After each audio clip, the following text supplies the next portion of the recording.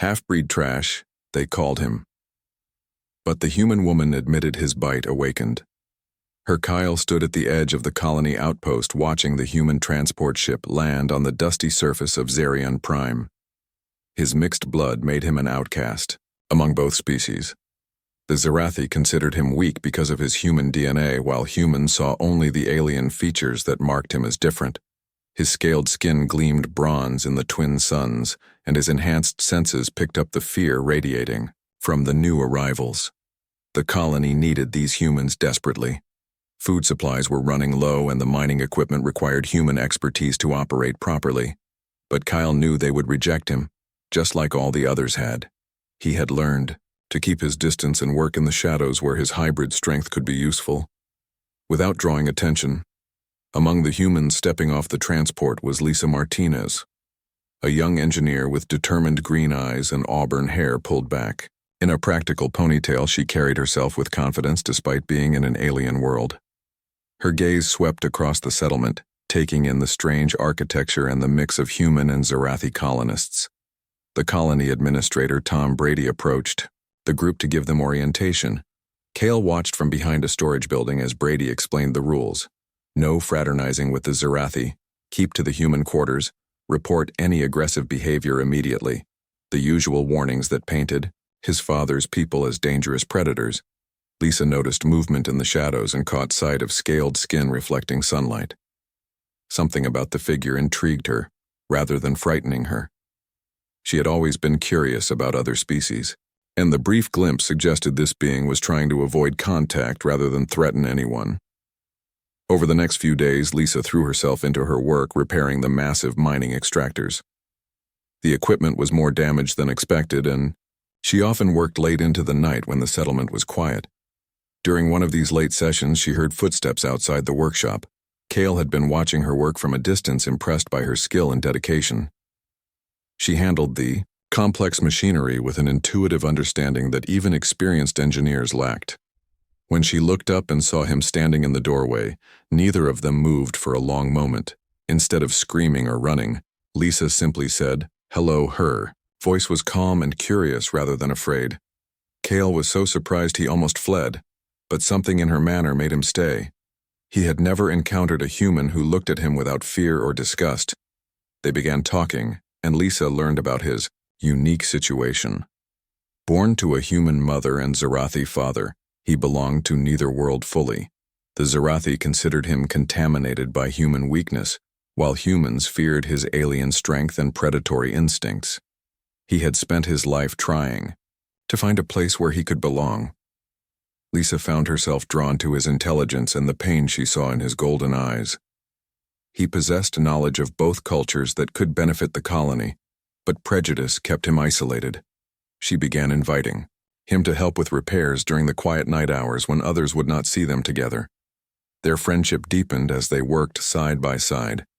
Lisa discovered that Kale possessed not only physical strength, but also an analytical mind that could solve problems she struggled with.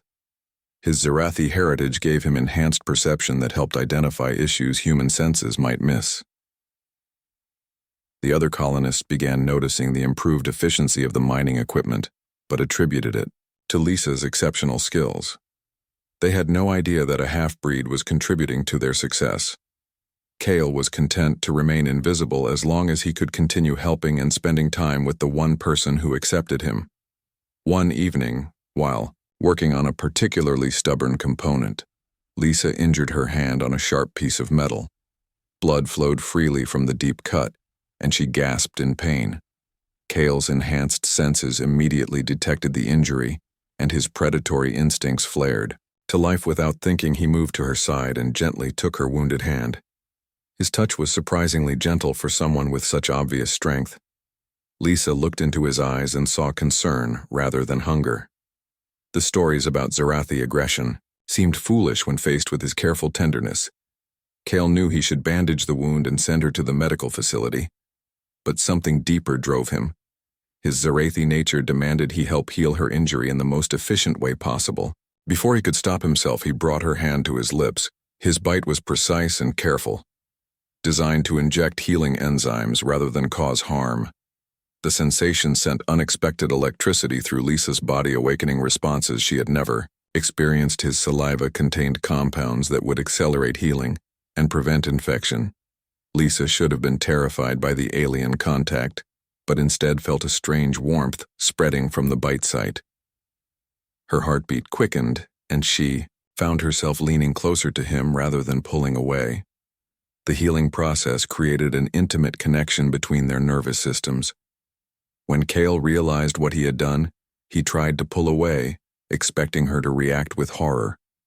Instead, Lisa caught his face in her uninjured hand and studied his features with new understanding. She could feel the bond forming between them, and recognized it as something precious rather than threatening.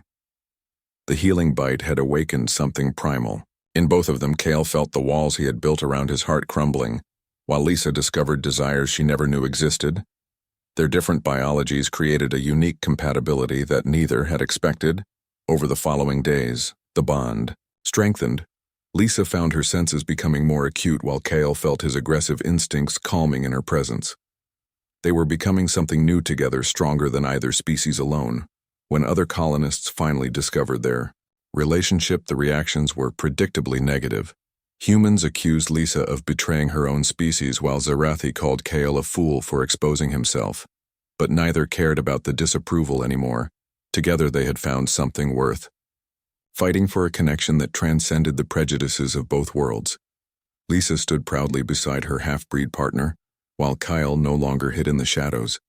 They would face whatever came next, as one united against a universe that called their love impossible. The colony would eventually benefit from their union as other mixed couples followed their example. But that night, under the alien stars, they simply held each other, knowing they had found home in the most unexpected place.